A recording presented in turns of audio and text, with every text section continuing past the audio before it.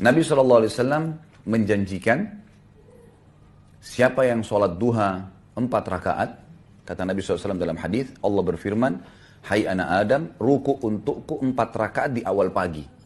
Maksudnya 4 rakaat ini duha. Maka aku akan penuhi hajatmu pada hari itu. Apa saja yang kau mau, saya akan penuhi, kata Allah. Itu saja. Baik, boleh nggak saya sholat supaya hajat saya dipenuhi, duha 4 rakaat? Bukan cuma boleh, memang harus begitu. Karena kita beribadah mengejar apa yang Allah janjikan. Ada sebuah kaidah yang saya dengar sering disebarkan di Indonesia ini, jangan kau sembah Allah karena ada surga, dan jangan kamu takut sama Allah karena ada neraka.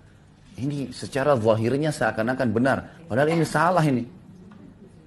Yang suruh kita mengejar surga siapa? Allah. Wajar seseorang mengejarnya.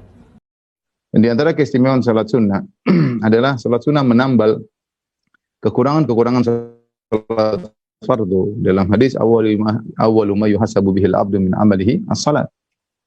Fa in saluhat saluha sairu amalihi.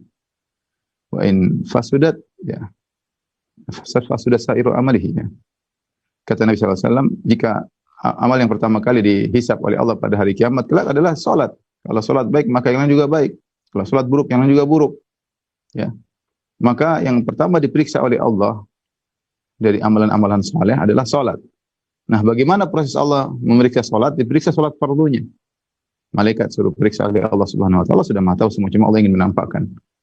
Maka malaikat periksa salat fardunya, kalau ternyata masih ada bolong-bolongnya, maka Allah berkata kepada malaikat, unzuru halil abdi min tatawwu'in.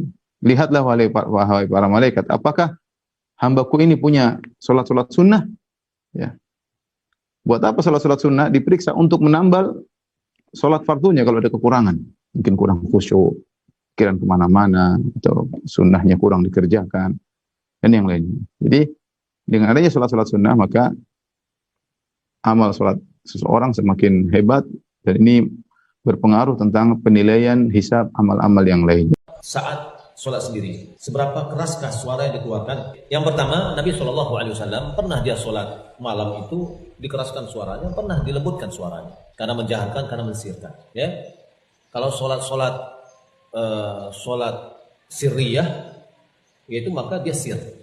Sir itu apa? Kata Imam Nawawi, mulut ini, lidah harus digerakkan. Ya, membaca itu lidah digerakkan, kemudian kita yang mendengar sendirian. Itu ukuran sirnya. Jahriyahnya adalah orang lain yang mendengar.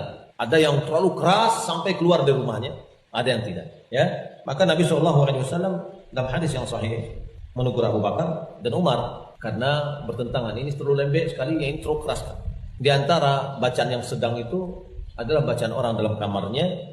Dia bisa memperdengarkan orang yang berada di ruang tengah, di hujur. Dan dijelaskan oleh Imam Muslim di dalam Sahih Muslim. Saya bila setelah subuh tidak tidur lagi, di kuliah malah ngantuk. Apakah itu harus dilawan atau habis subuh tidur lagi? Tidur subuh secara hukum tidak sampai haram. Nanti dilihat dari kebutuhan. Kalau memang dia lihat keadaan, saya punya peluang istirahat dari pagi sampai siang sampai sore nggak ada lagi, ya terpaksa saya harus memanfaatkan waktu pagi saya untuk istirahat dulu, biar fit nanti dari jam 7 sampai sore lagi, karena dia mungkin sampai jam 4 sore. Maka dia timbang-timbang untuk istirahat terlebih dahulu. Dia nggak berdosa dalam hal ini karena ada kebutuhan. Minimal tidur pagi itu makruh, tidak sampai haram. Makruh ini bisa hilang ketika ada kebutuhan. Namun bagi yang tidak butuh, manfaatkan waktu pagi baik-baik, karena Nabi SAW itu doakan waktu pagi, ya Allah berkahilah umatku pada waktu